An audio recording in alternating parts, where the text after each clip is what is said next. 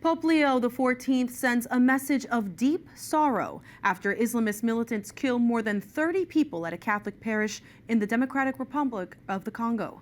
In a telegram to the head of the Bishops' Conference of DR Congo, the Holy Father said in part he joins in mourning with the victims' families and the Christian community. Pope Leo also says, quote, "This tragedy calls us ever more urgently to work for the integral human development of the suffering population in this region." An armed group linked to the Islamic State launched the attack on Saturday. They stormed the church during a vigil service and shot and killed nearly 3 dozen worshippers. For more, we turn to Father Don Bosco Anyala, editor-in-chief of the Africa-based agency of EWTN News, ACI Africa. Father Don Bosco, thank you for joining us.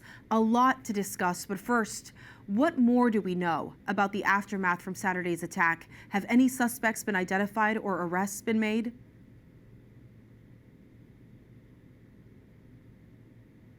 Thanks, Mourns, for having me. First of all, this comes as a very unfortunate happening because ordinarily there has been respect for churchgoers, and these were members of the charismatic movement who are basically having a night vigil, and these attackers came, and yes, as you've said, yes, dozens were killed. We do not know if there have been any arrests. What we know is that there have been widespread condemnation from the Catholic bishops, from other church leaders. And indeed, it's a shocking incident that everybody finds very, very unfortunate.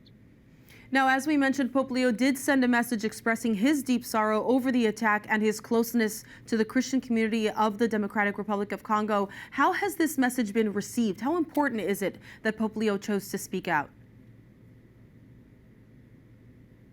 That Pope Leo XIV chooses to address this matter amid many other issues around the globe shows his solidarity with the people of God on the continent of Africa and the suffering in the Democratic Republic of Congo.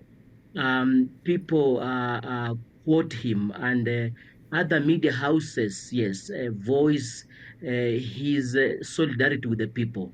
And this goes a long way in showing that he's a pope who is aware of the challenges that people face and is able to show and express his solidarity. Very important message. Significant for getting more people to pay attention to what's going on there. Well, let's turn to something a little bit more cheerful. As we know, the Jubilee for Youth began today in Rome, and you and I were talking about what it was like to see Pope Leo there. EWTN is going to continue covering these live events in the coming days. I understand that several groups from Africa will be in Rome for the Jubilee if they're not already there. What can you tell us about that? It is very impressive that there are hundreds of Africans in Rome already. We have over 400 coming from Tanzania. We have close to 200 coming from the region of Southern Africa that brings together the countries of Botswana, Eswatini, and Southern Africa. We have people from West Africa, Nigeria, Burkina Faso. We have others from Central African Republic, the Democratic Republic of Congo, the Cameroon, and others. But having said that, it's also unfortunate that many Africans, one, were denied visas, and others just didn't take the initiative to go and look for them because they knew that they would be denied. An example is here in Kenya, where many young people just did not turn up because there has been some negativity that people go to Europe and don't come back to their respective countries. And so that has been a bit of a negative thing. But it's good that hundreds are there. It's good that the continent is so well represented. Father Don Bosco Anyala, editor-in-chief of EWTN News' Africa agency, ACI Africa. Thank you for being with us. Thanks for having me once again.